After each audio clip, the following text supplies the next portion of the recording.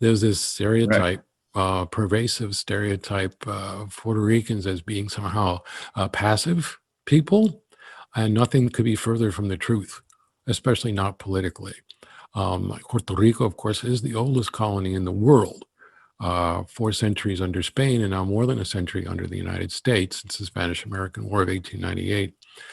And whereas I did not write about that last uprising, it's only because I didn't have any direct connection to it. I didn't have the time to sort of absorb it, you might say. And oftentimes it takes me a while to absorb a subject or a story before I can turn it into a poem.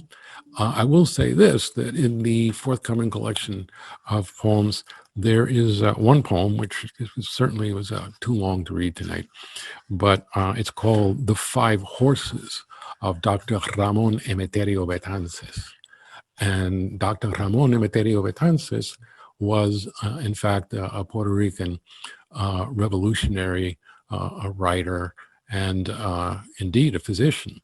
And the poem is set in Puerto Rico in 1856. He had come back to the island after getting his medical education in Paris and walked right into a cholera epidemic that claimed the lives of approximately 30,000 people, including 10,000 enslaved people.